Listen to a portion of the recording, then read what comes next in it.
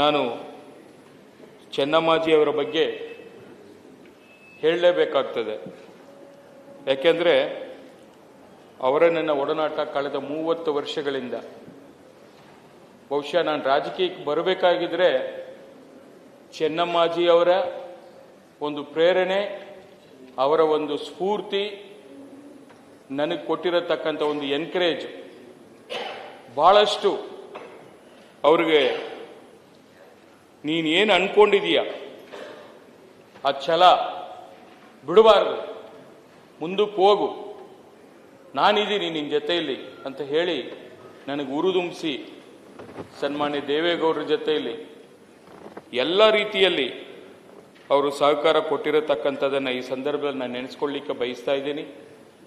ಜೊತೆಗೆ ಇವತ್ತು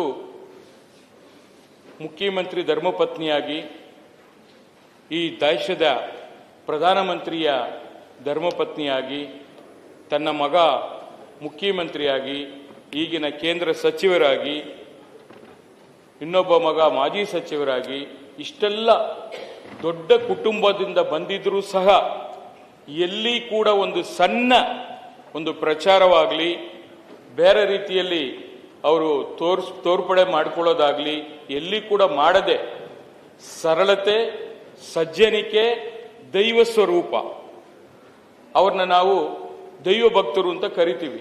ಬೆಳಿಗ್ಗೆ 3-4 ಗಂಟೆಗೆ ಎದ್ದು ತುಳಸಿ ಪೂಜೆ ಮಾಡುವುದರಿಂದ ಹಿಡಿದು 12 ಗಂಟೆ ಆಗಲಿ ತಿಂಡಿ ಕೂಡ ಮಾಡದೆ ಇವತ್ತು ಅಂತ ಒಂದು ದೈವ ಸ್ವರೂಪಿ ಅನ್ನಪೂರ್ಣೇಶ್ವರಿ ಅಂತ ಕೂಡ ಕರಿತೀವಿ. ಯಾಕೆಂದ್ರೆ ಇವತ್ತು ನಾವು ರಾಜಕಾರಣ ಮಾಡ್ತಾ ಇದ್ದೀವಿ, ಇಲ್ಲ ಅಂತಲ್ಲ.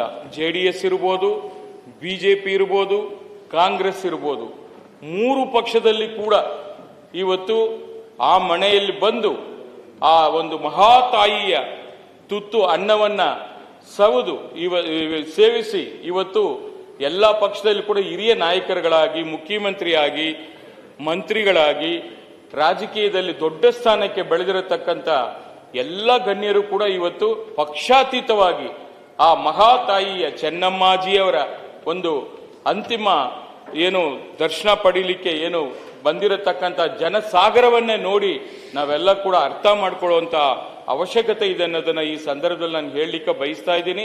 ಯಾಕೆಂದ್ರೆ ಇನ್ನೊಬ್ಬರು ಕನ್ನಡಿಗರು ಪ್ರಧಾನಮಂತ್ರಿ ಆಗ್ತಾರೋ ಇಲ್ವೋ ಅನ್ನೋದು ನನಗಂತ ಗೊತ್ತಿಲ್ಲ. ಆದರೆ ಒಬ್ಬ ಕನ್ನಡಿಗ ಡೆಲ್ಲಿಯ ಕೆಂಪು ಕೋಟೆಯಲ್ಲಿ ಆ ಒಂದು ಬಾವುಟವನ್ನು ಆರಿಸಿ ಪ್ರಧಾನಮಂತ್ರಿ ಹುದ್ದೆಗೆ ಹೋಗಬೇಕಾಗಿದ್ರೆ ಅದು ಸುಲಭದ ಕೆಲಸ ಅಲ್ಲ.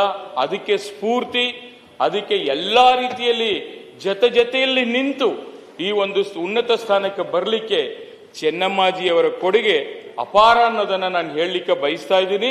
ಅದರಿಂದ ಯಾರೇ ಮನೆ ಬಾಗಿಲಿಗೆ ಬರಲಿ, ಅವರು ಬಂದಾಗ ಗೌರವ ಕೊಟ್ಟು ಪ್ರೀತಿಯಿಂದ ಮಾತಾಡಿಸಿ ಊಟ ಮಾಡಿ ಅಂತೇಳಿ ಎಲ್ಲ ರೀತಿಯಲ್ಲಿ ದೇವೇಗೌಡರು ಸಾಹೇಬರ ಜೊತೆಯಲ್ಲಿ ನಿಂತು ಅವರಿಗೆ ಎಲ್ಲ ರೀತಿಯಲ್ಲಿ ಸಹಕಾರ ಕೊಟ್ಟಿರತಕ್ಕಂಥ ಆ ತಾಯಿ ಚೆನ್ನಮ್ಮಾಜಿಯವರು ಆ ದೇವೇಗೌಡರ ಸಾಹೇಬರ ದೇವತೆಯಾಗಿ ಅವರು ಒಂದು ದಿನ ಕೂಡ ಸಾಯಂಕಾಲ ಹೊತ್ತು ಅವ್ರು ಲೇಟಾಗಿ ಬಂದರೂ ಕೂಡ, ರಾಜಕೀಯ ಒತ್ತಡ ಇದ್ರೂ ಕೂಡ ದೇವೇಗೌಡರಿಗೆ ಕೂತು ಜೊತೆಯಲ್ಲಿ ಊಟ ಮಾಡುವಾಗ ಕಾಯ್ಕೊಂಡಿದ್ದು ಅವರು ಮಾತಾಡಿ ಆ ಕಷ್ಟಗಳನ್ನ ಕುಟುಂಬದಲ್ಲಾಗಲಿ ಯಾವುದೇ ಸಮಸ್ಯೆ ಬರಲಿ ಮುಂದೆ ನಿಂತು ಈ ದೊಡ್ಡ ಕುಟುಂಬ ಅಂತ ಏನ್ ಕರಿತೀವಿ, ಒಂದು ನಮ್ಮ ರಾಜ್ಕುಮಾರ್ ಕುಟುಂಬವನ್ನ ನಾವು ಕರ್ನಾಟಕ ರಾಜ್ಯದಲ್ಲಿ ಹೇಳ್ತೀವಿ, ಅದೇ ರೀತಿ ದೇವೇಗೌಡರ ಕುಟುಂಬ ಅಂದ್ರೆ ದೊಡ್ಡ ಕುಟುಂಬ ಅಂತ ಕರಿತೀವಿ. ರಾಜಕೀಯ ಏನೇ ಇರಲಿ, ಏನೇ ಬರಲಿ, ಏನೇ ಹೋಗ್ಲಿ, ಆದ್ರೆ ಆ ಒಂದು ಚೆನ್ನಮ್ಮಾಜಿಯವರ ಒಂದು ಪಾತ್ರ ಇತ್ತಲ್ಲ, ತುಂಬಾ ಚೆನ್ನಾಗಿ ಅಚ್ಚುಕಟ್ಟಾಗಿ ಆ ಒಂದು ಕುಟುಂಬವನ್ನ ಯಶಸ್ವಿಯಾಗಿ ನಡೆಸೋದ್ರಲ್ಲಿ ಅವರು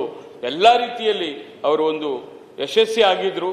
ಅವರು ನಾನು ಕೂಡ ಅವತ್ತು 12:30 ಏನು ಹಾಸ್ಪಿಟಲ್ ಇಂದ ನೋಡಿ ಇನ್ನೇನು ಇವತ್ತು ಚೇತರಿಸ್ಕೋತಾ ಇದ್ದಾರೆ ದೇವರು, ಇನ್ನೇನಪ್ಪ ಪರವಾಗಿಲ್ಲ ಅಂತ ಹೇಳಿ ಅವ್ರಿಗೆ ಮಾತಾಡಿ ಬರ್ತಾ ಇದ್ದೆ. ಬಂದು 2 ಅವರಲ್ಲಿ ಮತ್ತೆ ಶಾಕಿಂಗ್ ನ್ಯೂಸ್ ಬಂತು. ನಮ್ಗೆಲ್ಲ ಕೂಡ ಆಘಾತ ಆಗಿದೆ.